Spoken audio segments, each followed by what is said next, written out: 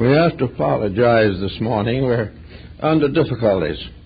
I have had a strep throat for the last week. So the lecture will continue until the voice goes out, and that will be the end for the morning. In the meantime, I'd like to also announce what I would normally announce at the end, not knowing when the end will arrive.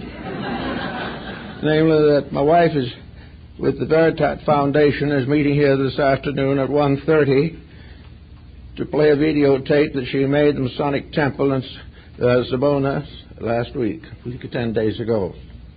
So the public is invited. Now this morning we have a good subject. I'm sorry, I've asked to have the public address system as raised as much as possible. I hope you can hear. Have you been able to hear us up so far? Yes. One hand went up in the back. That one heard. Well, anyway, we have a very intriguing subject, one that has a tremendous foundation in comparative religion and in comparative philosophy. As we realize, the doctrine of reincarnation was not part of the equipment of the Western thinker in ancient times. It apparently originated in the Trans-Himavad in northern India and gradually drifted southward through most of Asia, finally into Egypt and Greece, and now into the Western Hemisphere. Actually, the doctrine of metempsychosis was comparatively recent in its Western acceptance. Up to the time of Homer, the Greeks had no sense of an afterlife. They had no idea of what was going to happen to the human soul after death. To cover this general ignorance, they had the belief or concept that after death, the ghost of the dead wandered forever in the ghostly corridors of the underworld, neither punishment nor reward, leading to the statement that is very famous in Greek literature, namely, the poorest slave alive was more fortunate than great Achilles dead. There was no reward for valor, no punishment for crime. Now at that time, probably about 1,000 or more BC, there was very little opportunity for cultural growth, because we find from studying comparative religion that the development of man's concept of immortality is essential to the progress of civilization. Where it does not exist, there is a frustration which extends into the life of the individual, even though it may be concerned primarily with the after-death experience. If there is nothing after death, there is really no reason for life. This puts the materialist at a great disadvantage. Materialism is never a solution to anything. Reminded of two scientists standing beside the casket of one of their illustrious brothers who was lying waiting for the final interment. One says to the other, well, he's all dressed up, but he has no place to go. And this has been the frustration of materialism.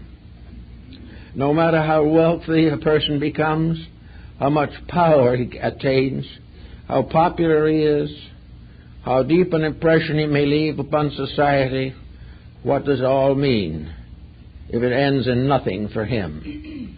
He will not even be able to remember that he was fortunate or unfortunate. This may be a relief for few, but for the most is a great disillusionment. So until there was some concept of life after death, there was really no way of building a moral or ethical code of life. And Europe was comparatively late in coming into this realization. For Western Europe was still in a barbaric condition, probably still dwelling in caves, while the Chinese were writing libraries. The reason for this was that the flow of the cultural life moved northward from the Himavad, down across the plateaus of India, finally along caravan routes to every other part of Europe and Asia. And along the caravan routes with the merchants came the philosophies of the East.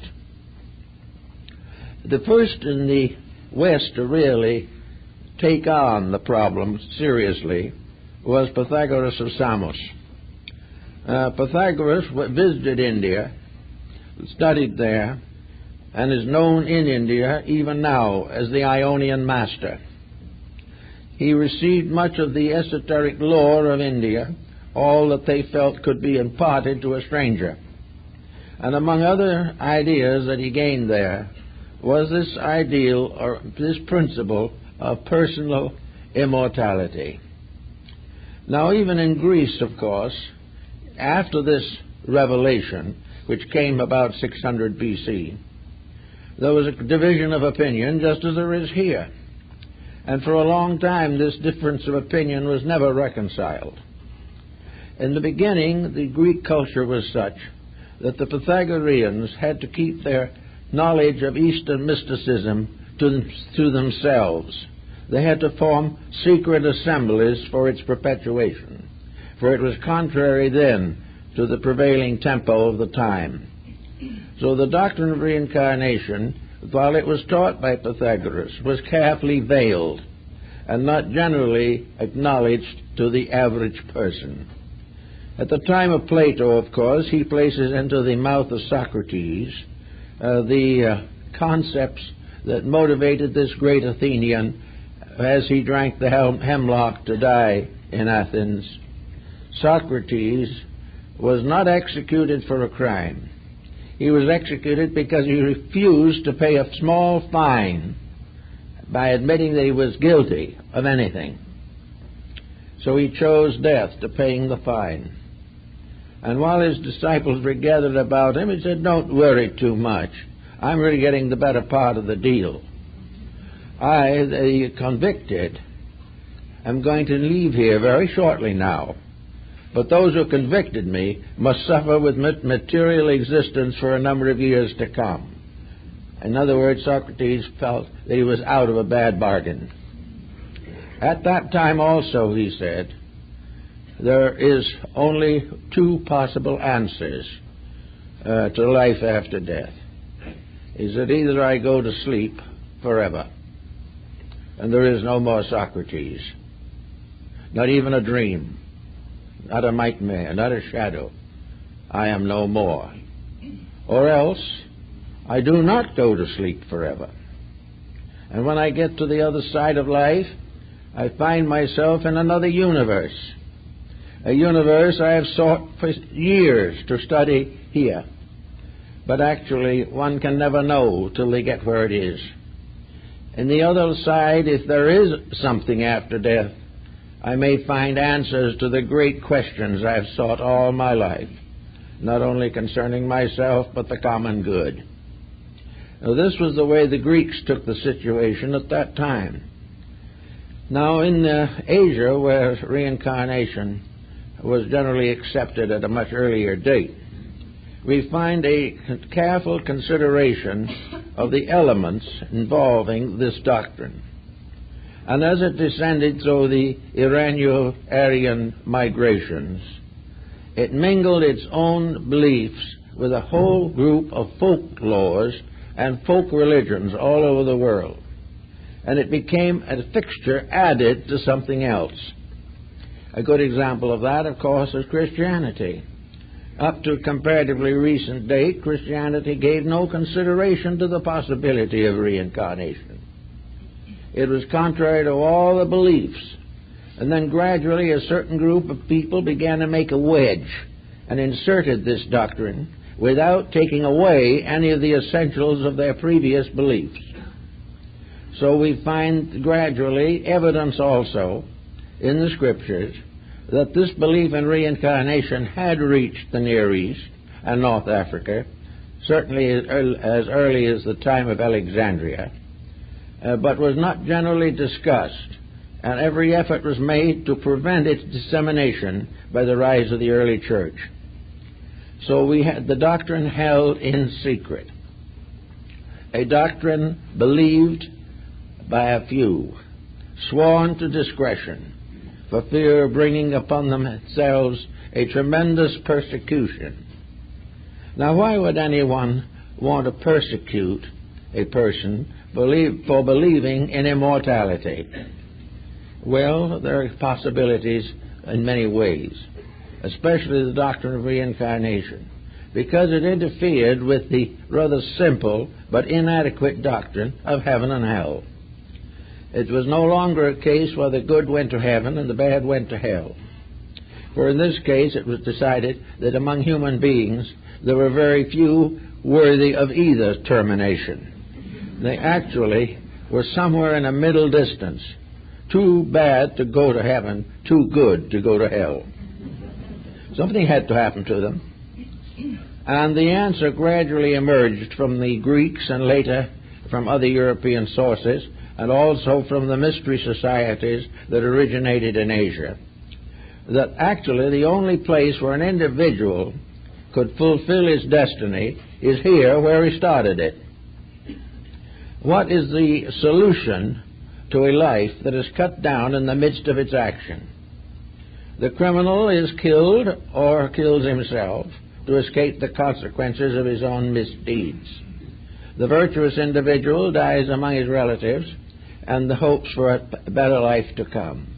But all of these circumstances are depending upon something else. Where from here? What happens after it's all over here? Well, if there is an evolutionary plan, if there is an educational system in the divine consciousness, if we are here for a purpose, if we were fashioned for a reason, if it was intended that we accomplish something, the plan didn't work very well. The individual suddenly finds that he came without knowing why, and he goes not knowing where. In the meantime, he has made some mistakes, gained a little intelligence, had made a few conscious corrections of his own nature, and developed a few new immoral improprieties, and all this, he suddenly lies down and departs. What happens to all that is inside of him? What happens to Socrates when the body goes? Is he likely to choose to drift off somewhere among the ghosts or even among the spirits? Why is anyone going to go who is unfinished? And is there anyone finished? This was one of the problems that affected a great many philosophic thinkers. There seemed to be no answer to the reason why the individual, in his 60 years and 10, maybe advanced as much as 50 years now, but he comes imperfect and he departs imperfect. If there is any perfection, it's not here yet for the average human being. And if one with extraordinary virtues comes along, we punish them severely. So the problem answers, if the business is unfinished and it started here, why else should it end? The answer would seem to be here. Wherever problems are caused, they should be solved. Whatever we are here to learn, if we do learn it, it should be of some use. If we become very thoughtful and careful in this life, are we going to sleep with those who never gave life a thought? If we kept careful control of our negative attitudes, what good does it do? The virtuous and the vice-ridden go down to sleep together. And the approved reward is inadequate. You certainly cannot expect an individual to be rewarded merely because he joins a church. There has to be some consequent of incident within himself.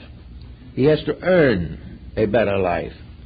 And to learn a better life, it would seem, we would have to learn it where he lives. Because we have no proof that he can learn a better life in some place that is not here. Furthermore, if he departs from here, what use is the experience he's had here? If he goes to an entirely different condition, then what does he gain?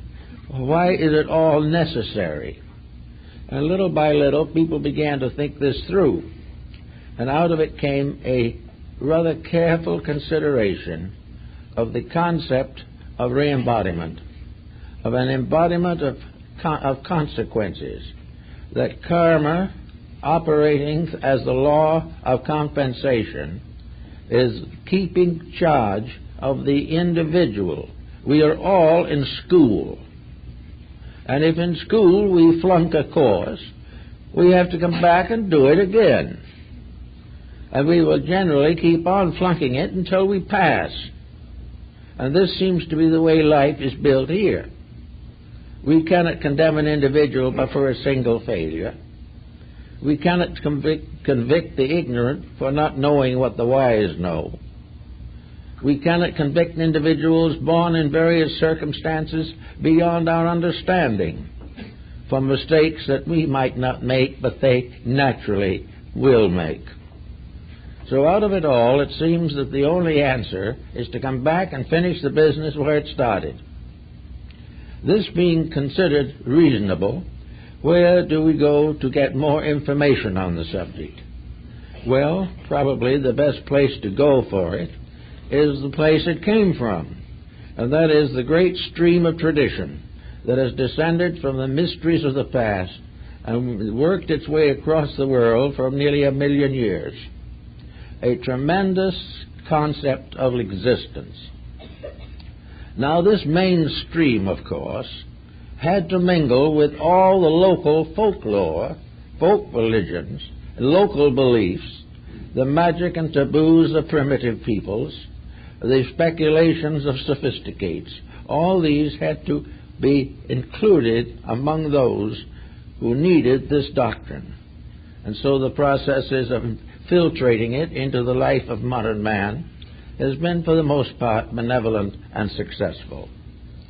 So it comes to the more immediate moral consequence. The individual today, we all know, is a compound creature. He consists not only of a body, but of a mind, a soul, a consciousness, a spirit. There is something inside of him that is more than the body. Now, when that something inside of the individual departs therefrom, we have no reason to assume that life dies because the body does. We know that there are various circumstances that moderate bodily survival. In this material world, the pressures of circumstance, especially from the outside, or reactions to circumstances from the inside, make it virtually impossible for the physical body to endure indefinitely. It is worn out by the frictions of physical relationships.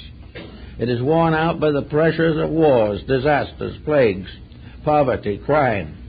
The whole material world gradually wears out, but for the individual. But there is no reason to assume that the life in the individual dies with the body. If the life dies with the body, we have a total zero for everything. There is nothing more, nothing less. Whatever we did learn is meaningless. Whatever we should have learned is meaningless. And there is no chance to improve the situation. But with the doctrine of reincarnation or rebirth, we discover or decide that the human being divides essentially in two parts. That part which is mortal and that part which is immortal. The immortal part is vested in a mortal fabric, but this vesting can be separated. It is quite possible for the immortal part to survive the disintegration of mortality. Of course, there is a little comfort in some of the things that we find in records of history. We know there are cases in which apparently a person has totally died, and after several days or several weeks has come back to life. And nearly always the story is the same. What happened to them was completely different from anything in their material existence. But that part of the story is very much the like everywhere.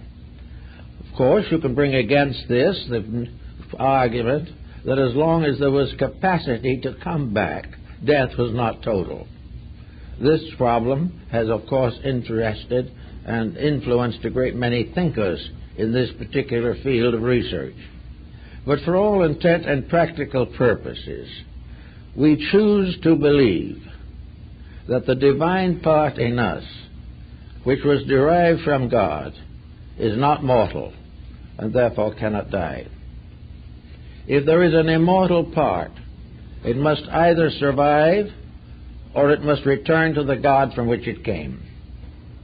The individual cannot, with a clear conscience, assume that the spiritual values, the divine principles that exist in nature and in himself cease utterly, and that the labor of creating a human being, the most elaborate structure nature has ever been able to create among mortal things, that this is to be disintegrated after a relatively short time, and not a vestige remains. It seems therefore wiser to assume, as it has been assumed in Asia and in Egypt and in many parts of Europe, that there are two bodies also. And in this we come very close to the philosophy of Emerson and Thoreau. Emerson was quite aware of the fact that there has to be two kinds of bodies. One is a body of mortality. That is the body that goes with death. It includes the physical nervous system, the vital body, certain parts of the emotional nature, and the lower mind. When this is stripped off, however, the reality is not affected in any way. With the death of the body, the reality in man never dies. That which survives, then, retires into a subjective state. Now, the condition of this subjective state and its locale these have been considered in many ways by different people. The tendency, however, today is to believe that survival is by the individual retiring into the eternal part of himself, from which he cannot die. Therefore, instead of thinking of him primarily as going someplace outside, thinking of having another stellar summerland where he can drift around while he is out of the body, the wisest of thinkers in these directions assume that he retires into himself. And as he retires into himself and leaves the body behind, he finds that he is retiring into something infinitely greater than the body that he left behind. That here within himself are all the principles, all the causes, all the elements that explain his mortality. Here are the sources of every impulse, every attitude. Here also is a great building plan, a spiritual architecture, by means of which the divine Creator molds the inner life of the individual by a series of sequent embodiments. So if we wish to assume for the moment that we are not going to cause an overflowing of the conditions in the afterlife, we're not going to suddenly find ourselves in a condition that is going to be worse than 47th Street and 5th Avenue in New York. We are not going to be part of an ever-increasing mass of the dead. We are not going to go on forever, increasing the numbers on the other side. Because the other side, as we begin to investigate more deeply, is the inner side. The side that, strangely enough, unfolds into a universe almost as great as space itself. The inner life of the individual is infinitely greater, infinitely more important than the physical life. But in this inner life, there are experience problems. The inner life is growing through the outer. It is growing in the sense it is transforming potentials into potencies. It is transforming the ideas of reality into the exact acts of reality. Therefore, Lord Bacon summarized this process as one of the four great keys. In other words, experience. Experience is the proof of all things. Experience in science is called experiment, and in man's inner life it is called growth. So man, in his search for realities, retiring into his own nature, discovers to his amazement that he is the captain of his own soul. He has the power to make the decisions that are important. He has debts to pay that he must pay. He has new plans to make that he will make.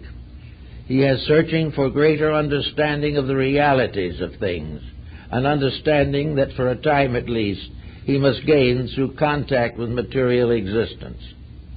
So to the ancient people, re-embodiment was a continuation of a process of schooling. It was the individual gradually coming to master the manifestations of his own nature. He was here to grow, and growth is simply the release of the inside. Growth is not the result of eating more. Growth is the result of becoming more through the development of inner life. And spiritual integrities and many symbols represent the wonderful elixir of life, the universal medicine, by which finally all the restrictions, limitations, and imperfections of human nature are reconciled. So if we are the master of our own soul, and if we are not, who is responsible for us? Are we to assume that God is responsible for our mistakes? Are we to assume that we were born imperfect by a divine edict? Do we wish to assume that there is no guidance to prevent us from going wrong whenever weakness of temperament steps in? The answer is no. It is much more complicated than that, and yet infinitely simple. The whole problem is to become gradually, happily adjusted to the inner life. The individual must gradually know that the sole purpose is the soul, and that in this realization he gradually enters into communion with the greatest part of his self. So having this thought in the base of his mind, he begins to recognize that it may be covered by various veils for a long time, but whatever it is and wherever it is, it will be always the gradual release of the inner through the outer. If this release is too fast, it will destroy the outer. A great many people trying to do metaphysical exercises for development develop rates of vibration that destroy their lives, giving them sickness and mental and emotional imbalance. You have to grow naturally. Growth is something that physically is a biological process, and metaphysically is a psychological process. But it is something that has to develop quietly, and it is something that has to be supported by a greater and greater insight and understanding of the circumstances involved in the life pattern of every living thing. If the inner life grows naturally, that means that the person is developing the integrities that will make possible the release of the inner life. Now, these integrities are covered by such disciplines as the Ten Commandments, or the 8 Commandments of Buddhism for temporal persons, or for the words of Christ, or for the teachings of Muhammad. All of these teachings of a moral and ethical nature are intended to enrich the individual's realization of universal truths. If he keeps the 10 Commandments, the lower part of his life becomes purified, redeemed, and regenerated. The more perfectly he lives here, the more he keeps the rules, the more the soul inside is able to move outward. Therefore, moral integrities have as their basis the conduct of the individual, and as their consequences, the release of the inner life. Now, if the release of the inner life starts fairly well, we know that in the midst of it we're going to be cut down. War comes, pestilences hit us, earthquakes destroy things, famines, all these things, and wherever else fails, disease and sickness move in. There seems to be no way to perpetuate the body beyond a certain point. The actual fact seems to be, at least, that when the inner life realizes that the inner life's needs are no longer possible to the body, then the inner life begins to retire from the body. When this is in a normal and natural way, it is not a great disaster. But to those who have not produced or not understood or have not an inner life to strengthen them. All things that are unpleasant are disasters. So after having come to this point, we will say for the moment that a soul, a being, has gone into the other life and is more or less faced by the intricate machinery of its own morality. The individual begins to understand the relationship between a divine reality and a human unreality. The entity begins to realize a little bit of why it was born in the body it has just left behind. It was born because of unfinished business. It was born because it has not outgrown the restrictions which are imposed upon mortal creatures.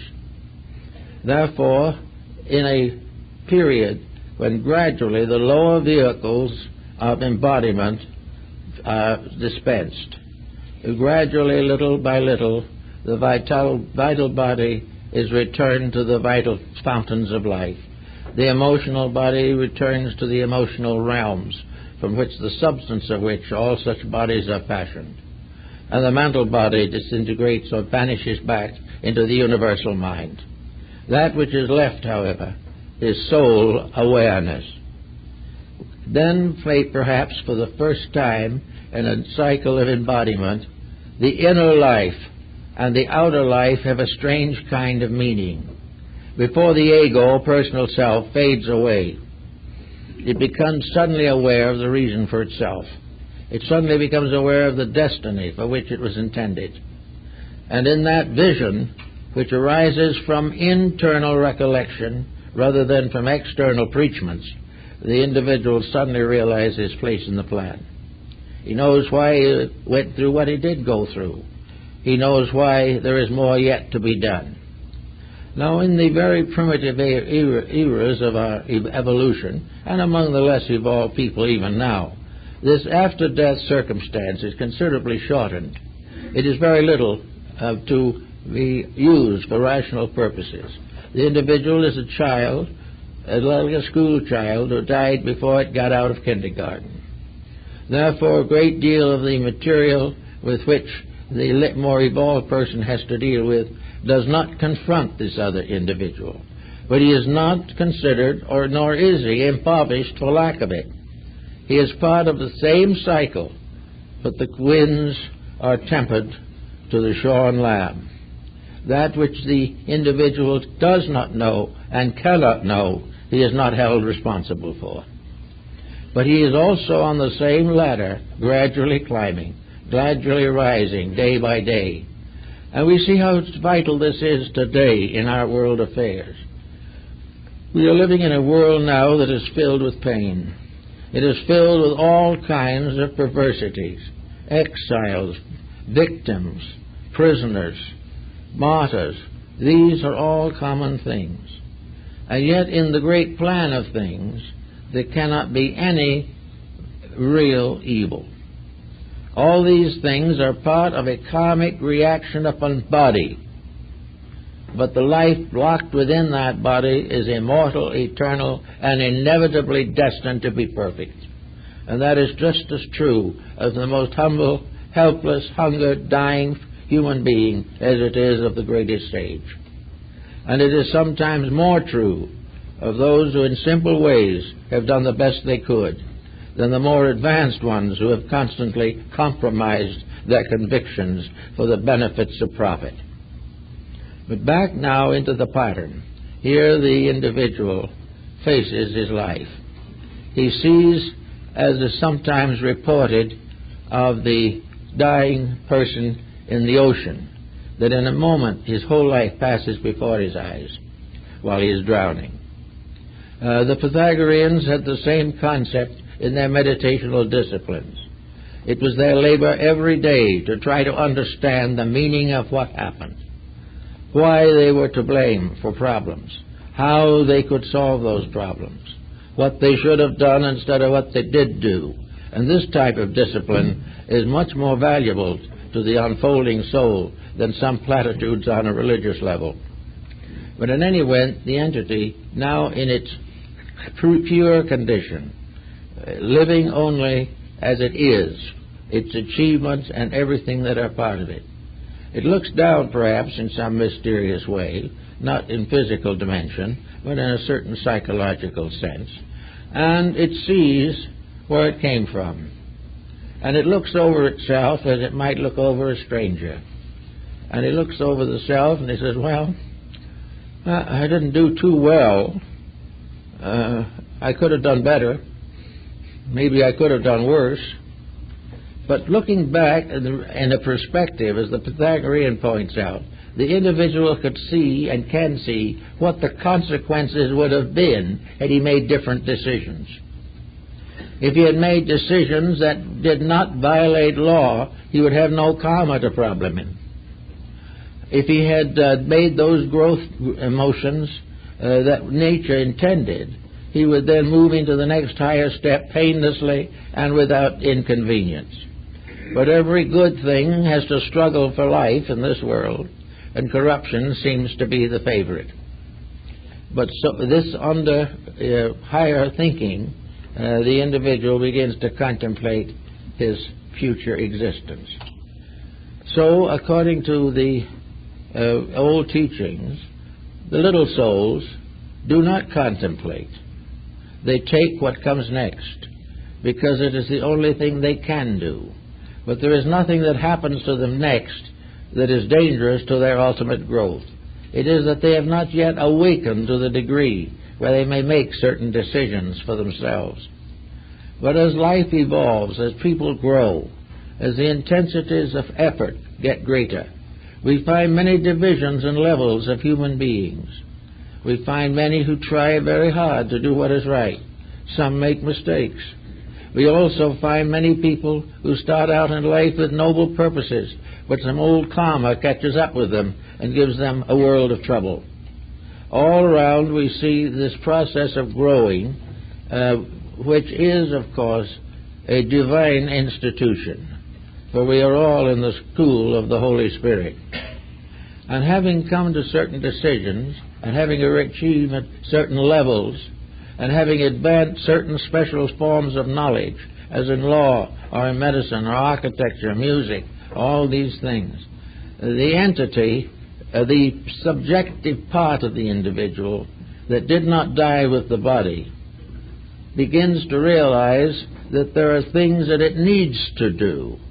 And it needs to do them to take care of old business, and it needs to do them to advance new business that is appropriate and necessary.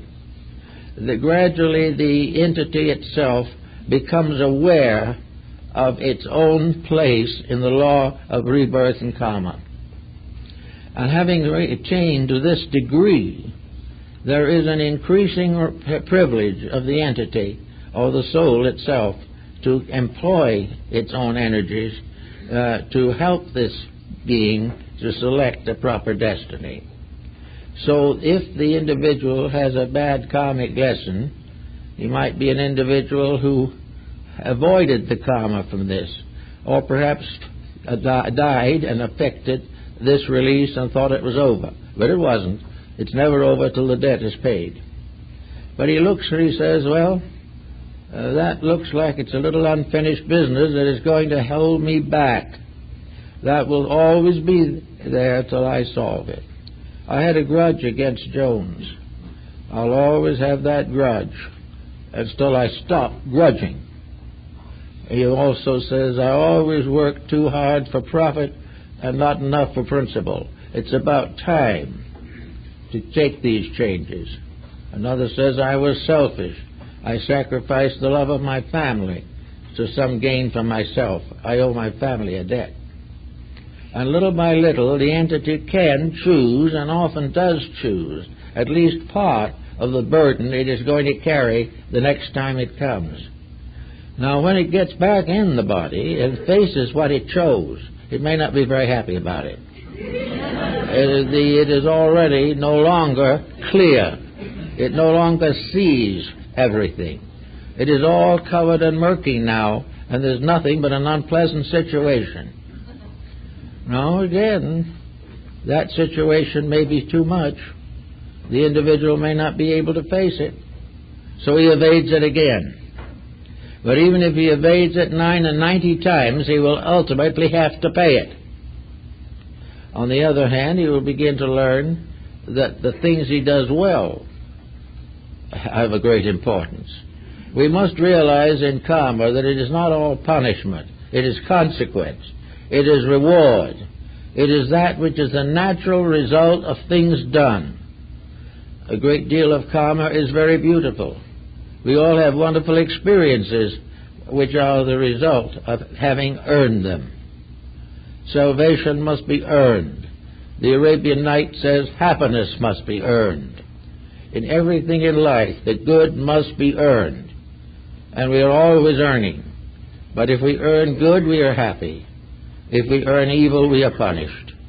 But in every case, the earning is equal by what is earned. So if we have the right to say, we can say, well, I did pretty well in that last life, and looking back over half a dozen more, I did fairly well. Well, I was respectable, but there were things that I never could see straight. And one of these, and they all caused me to break up my home without realizing what I was doing. I thought I was right, but from this larger perspective, I see that I wasn't right. Well, I guess I'd better put another home on my list and try this time to do it right. So those who have reached a certain degree of growth have the privilege of a certain amount of selection in the things which they're going to do next. They have reached the point in their own development, however, by that time, that will not permit them to keep on to choosing only what they like. They will choose what is next. And why, as a result of choosing what is next, they come back here in a very mixed condition. And the society as we know it and see it here today is a consequence from such a situation. We are here, we do not know why. Situations arise, we do not know why. We either do something with them or we fumble them badly, do not know why. And so it goes on until the next embodiment. But it is all in the end going to result in an individual who has become capable of universal experience, who has become capable of universal wisdom, and under so conditions becomes gradually and inevitably one of the great teachers of humanity, and also later it becomes the foundation of new worlds that we know nothing of. But all of it is growth, and it is all circumscribed by divine love. There is no hate in it anywhere. There is no injustice. The courts of men may fall and fail, but the courts of heaven never fail. And what we sometimes feel to be a tough deal, and it will be a tough deal from the limited experience factor of objectivity. But if we are able to go inside, we will find that it is a proper deal. Now, it is not necessary to always wait for the next embodiment to solve some of these problems that are still obscure. The only way to solve an outside problem is to go inside. Brute thought and argument does nothing. We have to go inside and in quietude call upon the best resources that we have to solve even the commonplace incidents of life. When between incarnations, it's the same thing. We are forever laboring to fulfill the destiny, be ye perfect, even as your Father in heaven is perfect. We have to do this because it is perfection only that is safe, not only for the individual but for society.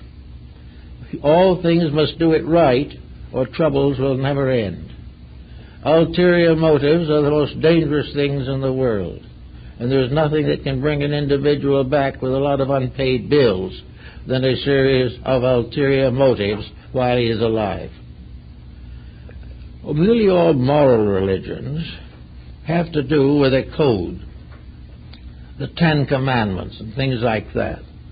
They try to teach people to be good enough to get along in a civilized relationship. They warn against all type of ordinary, ordinal sin.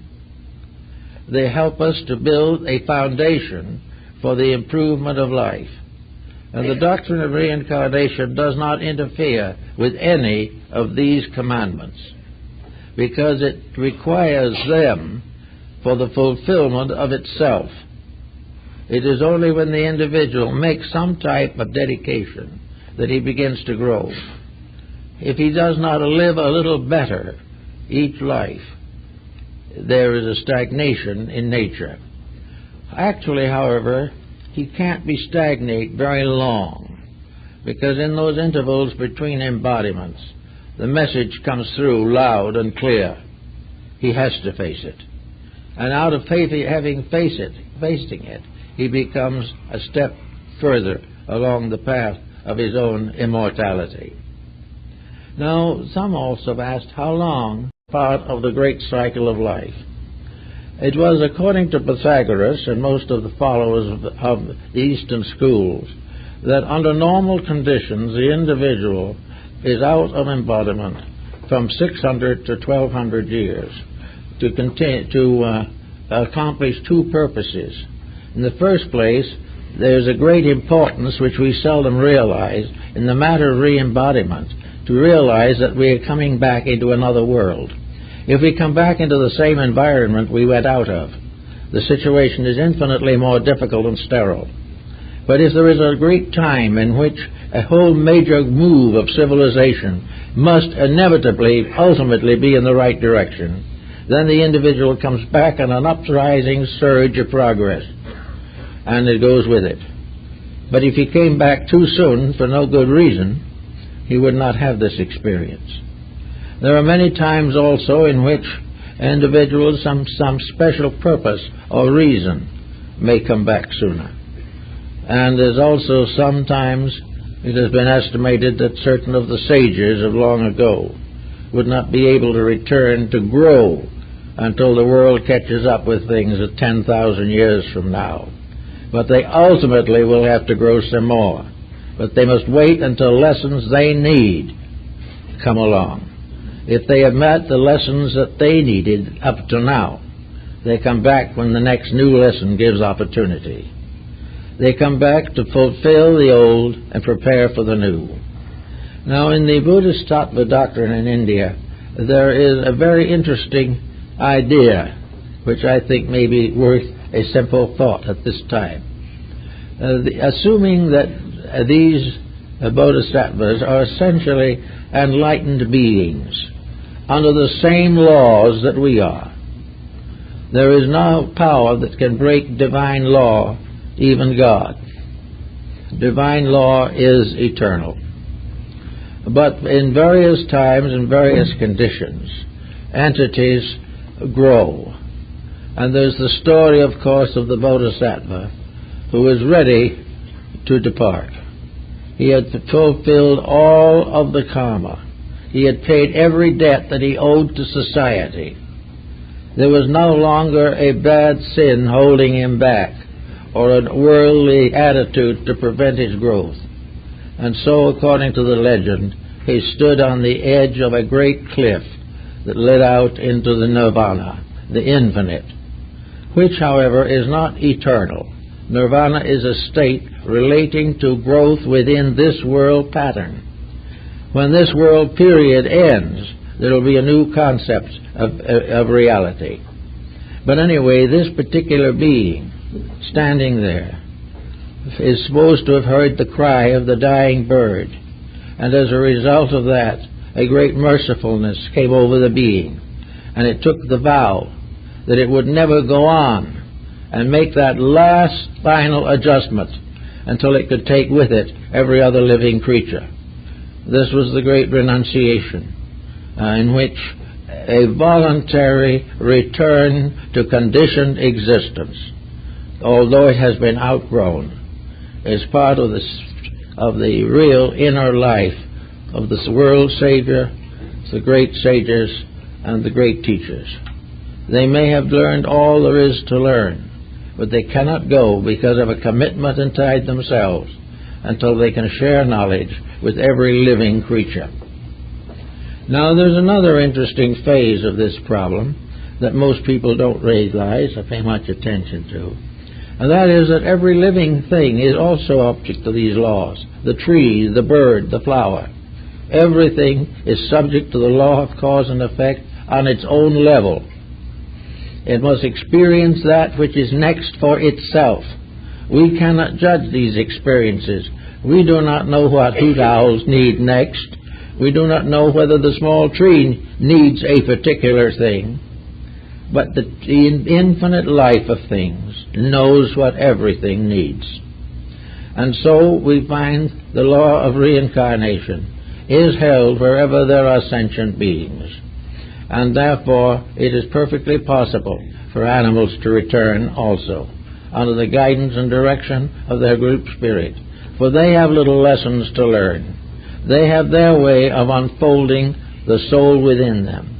For in the last analysis of things, the soul of the little bird is not less than the soul of man. All these things are growing under law, and that law is eternal love. But discipline is the only way in which that law can operate and can bring all things to the fulfillment of themselves. I don't think there is any virtue whatsoever in the individual trying to prepare in this world for reincarnation in the next. What he should do is not try to build a dream or a hope or meditate on or listen to something about a better future. We have to face two simple facts. The good future depends upon a good past. It depends upon solving the causes of a bad future. We know in ordinary court that dishonesty is usually punished, but we always hope that moral dishonesty won't be noticed. We also sometimes take refuge in atheism, which of course is the very, very large problem of destroying everything in order to get rid of our own limitations. Whereas it is perfectly possible for us to grow and unfold and perfect all of these things. And so all creatures have this particular propensity. They come back, they learn their own curious little lessons.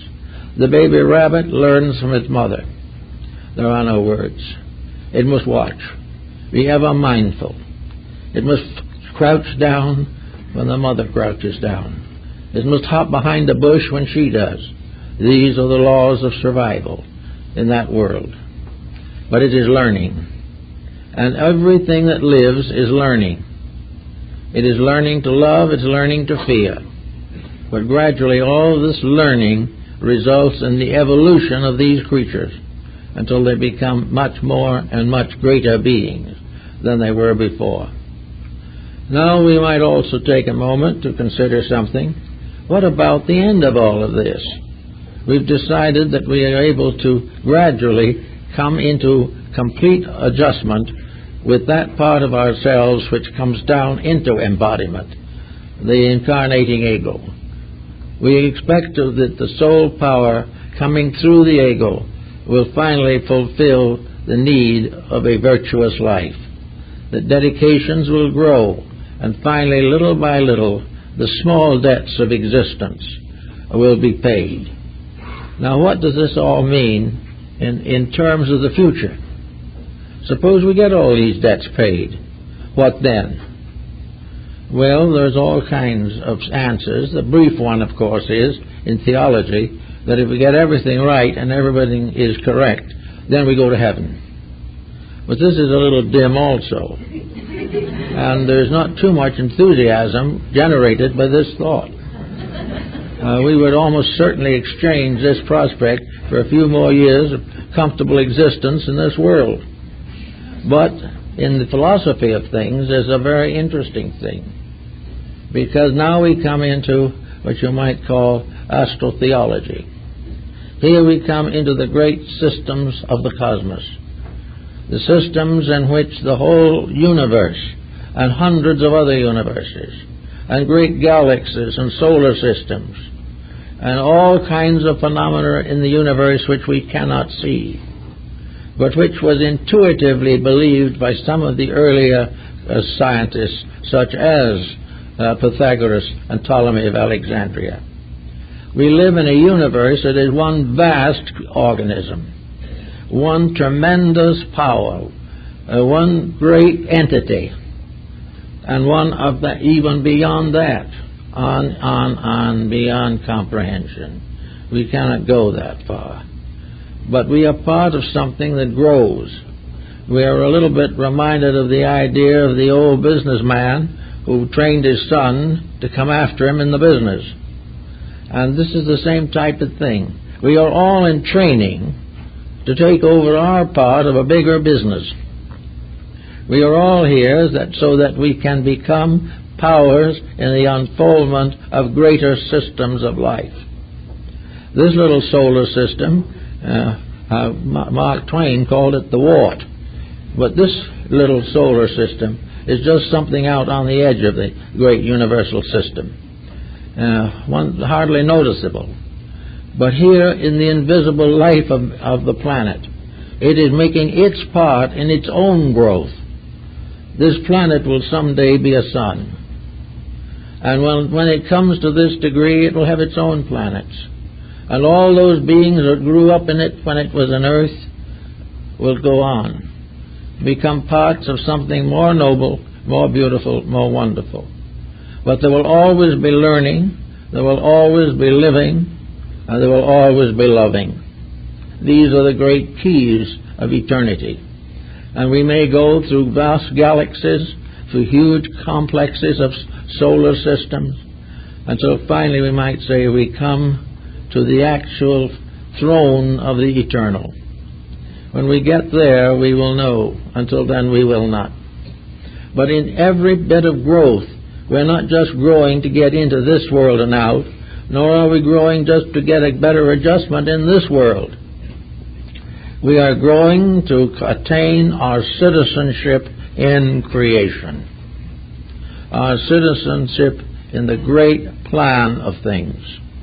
And everyone is a citizen.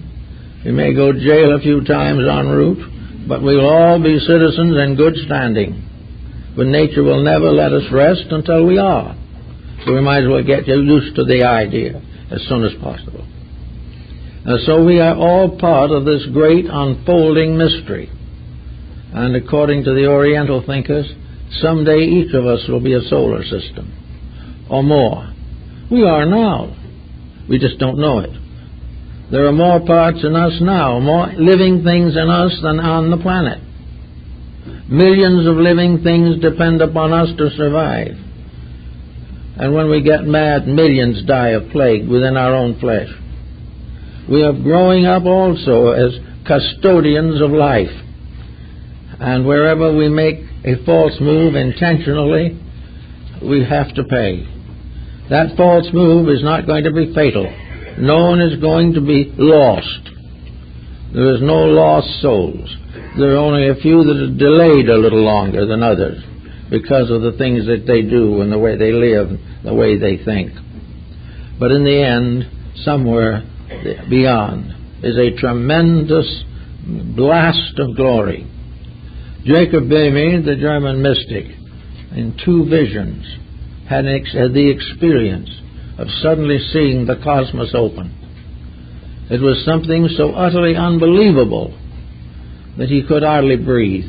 He never could describe it, any more than he could put down its details. But it was a tremendous, infinite reality from which we are locked by the restrictions of our sensory perceptions and the deficiencies of our integrities. But out there is where we're all going, because none of us can die. We can have all kinds of false attitudes on the subject. We can believe anything we want to. But the truth is, we are all eternal. Having come out as sparks from an infinite flame, we go on forever.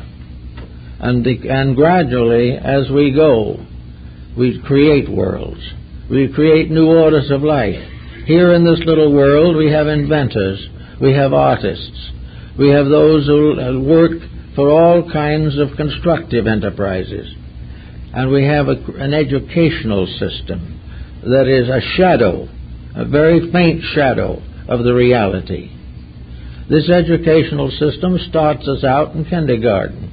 And I think we're going to have a major improvement any moment now, because we're going to have 2 years in kindergarten instead of 1, according to the new educational structure.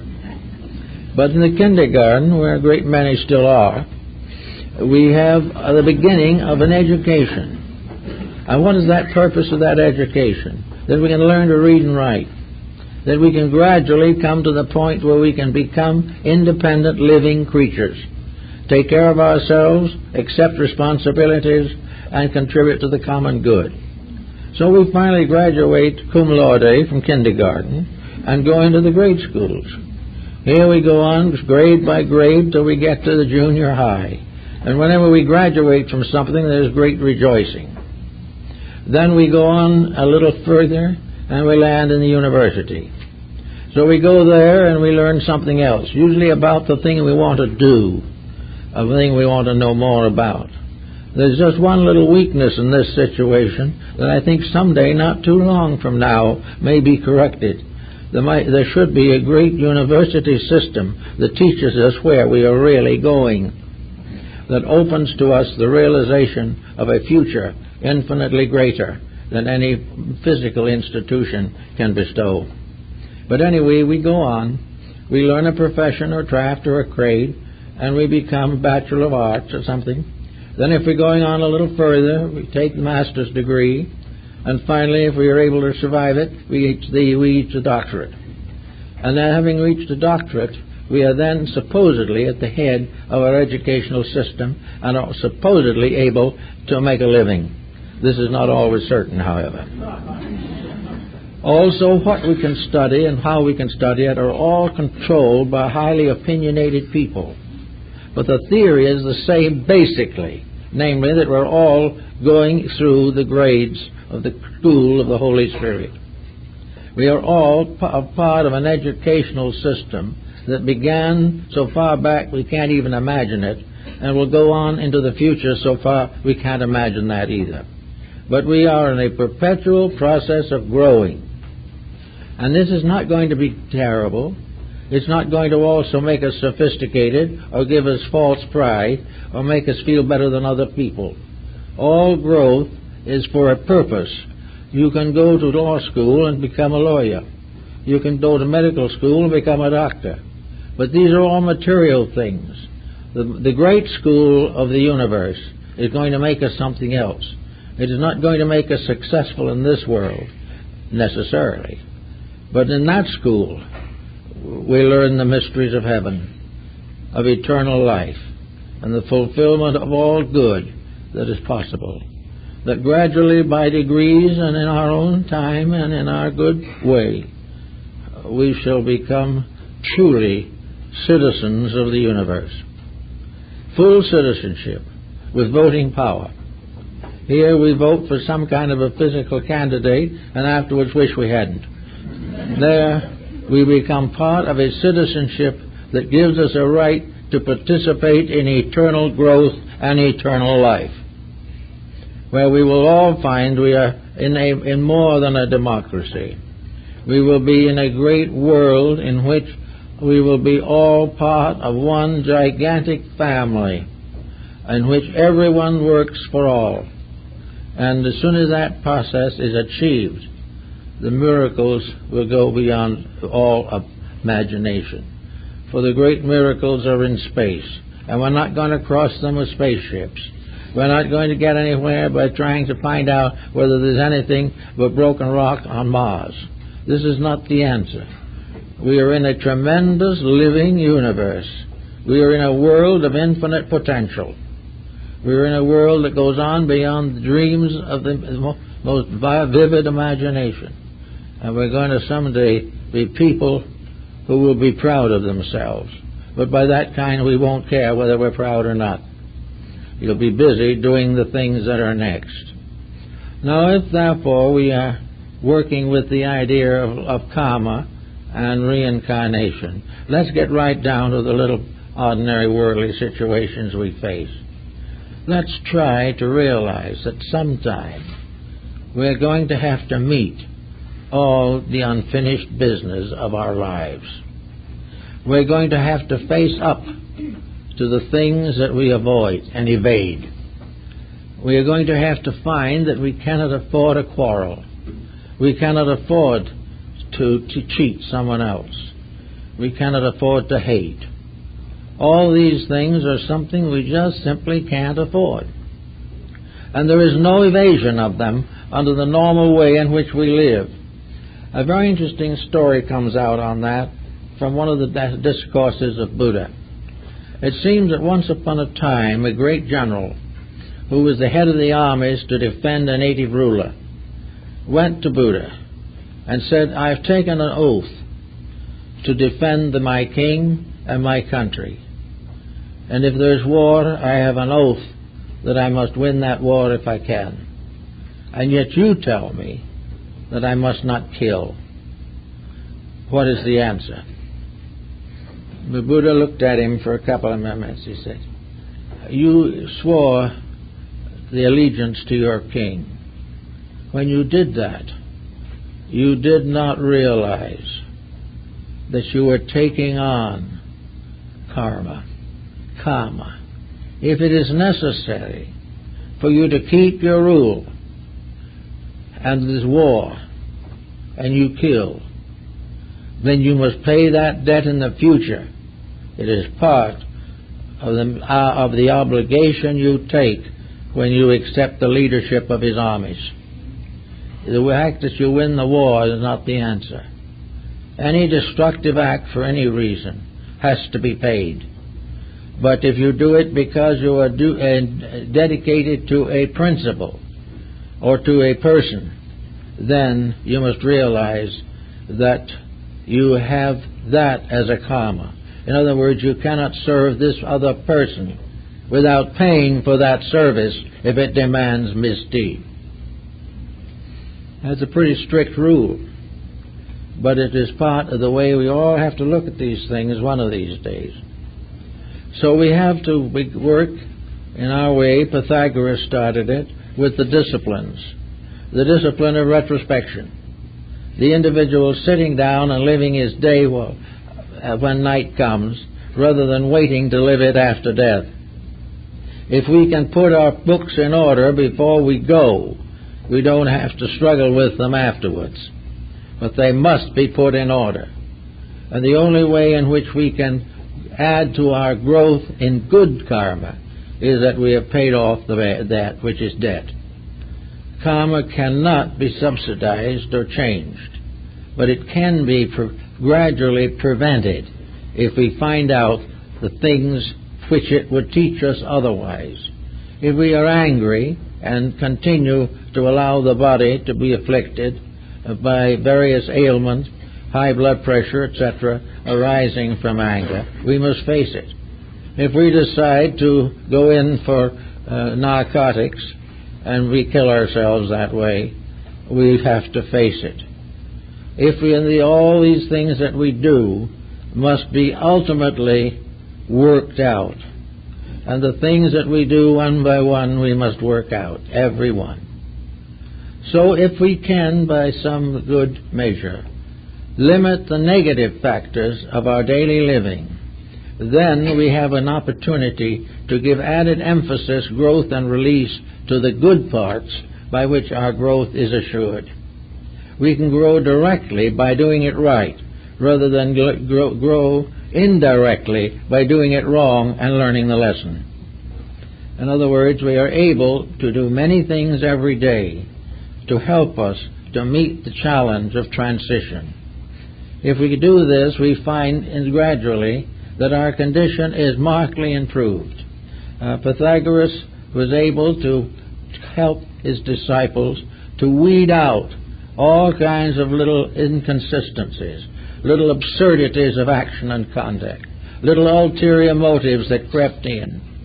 All kinds of weaknesses and failings can be weeded out by retrospection, by the possible use of the rational faculty to learn the lesson without waiting for the punishment to come.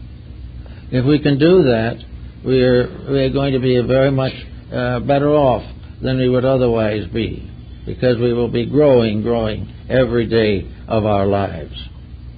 Also, there are other things to bear in mind as we go along, and that is the possibility of adding daily to good karma. We make mistakes, and every day we add a little to the negative side. Therefore, it is good to make something unusually right and add in that way to the good side. Every good deed is a mysterious power to carry us further on the great growth problems of life. So we better do it if we possibly can. Now also there's the eternal uncertainty that affects us all, and that has to do with whether or not there is such a thing as evil. Paracelsus was not likely to affirm it. To him, evil was like a miracle. A miracle is simply a manifestation of universal law. Evil is a manifestation of universal law. There is no devil. The devil is not there at all. Devil is that which hurts when we do it wrong. Some little boys was talking one day, and one had come out of Sunday school. He said to the other, "Do you believe in the devil?" The other, who was 2 years older and therefore much more sophisticated, replied, "No, I don't. The devil is like Santa Claus. It's your father." Well, that's the way it is anyway. But there is no such a thing as a spirit of evil. Goethe tells us that when he introduces us to Mephisto, part of the power that still works for good while ever scheming ill. In other words, the temptation is something created to be resisted, but most people prefer to let it happen. And so we find all kinds of side lights from ancient religions and philosophies trying to dramatize the various phases, and reincarnation hitting different nations at different times in history, and all kinds of folklore and folk legendary takes on a variety of colorings, but an essential principle, it is always the same. It is that part of the great journey. In the mystery systems, the great journey was from here to there. And Plotinus, who was one of the greatest of the Neoplatonic mystics, pointed out that the great journey is of the lonely to that which is alone. And we are all moving towards something bigger. And in order to do that, we cannot carry all the ballast of our previous mistakes with us. We have to grow. And we're here to grow, and it can be a very pleasant thing. And if it isn't pleasant enough, I think you may well wait, because things are going to change a wee bit. Nature's plan is not going to change because we mess things up. The various situations we are getting ourselves into economically also has a karma. Our judgments have karma. Our banks have karmas. Our business organizations have them. Karmas are not limited entirely to living things. They are limited also to include policies, patterns, purposes, judgments, intentions, and everything which qualifies life. Anything through the action of which brings sorrow, pain, or suffering will have to pay for it. And a system that is corrupt will have to pay for it. Nothing really win in the long analysis. Nothing can actually become the fullness of itself until step by step it returns to integrity. And this is the integrity we all must have. So reincarnation can apply to almost any situation that arises. Wherever there is intemperance, there is retribution. Wherever there is unfortunate policy, there is consequence. All the wars and dissensions and problems of today are karmic and are making more karma. They will have to keep on going through these cycles until we realize that we live in a universe which will never accept from us anything except integrity. Everything else will be penalized. And the longer we delay and the greater the mistakes, the more difficult the penalties will be. But no penalty will destroy us. No penalty can affect the individual who doesn't deserve it. And the penalty itself must be paid, but it will never cost the life. The individual will always win in the long run. But in some cases, we are beginning to realize that the run is too long. So we have to build new governments, new laws, new ways of life, nearer not only to our heart's desire, but nearer to the divine purpose. If we do these things wisely and lovingly, we will realize that rebirth is a great, wonderful possibility. It is the law that makes all things grow to the fulfillment of themselves. And it is also the absolute promise of absolute and ultimate immortality for everything, including the small bug in the sunbeam. It is all part of eternal life, eternally unfolding. And with those thoughts, I think we all can kind of fit into the idea of reincarnation, regardless of our other religious affiliations. Thank you.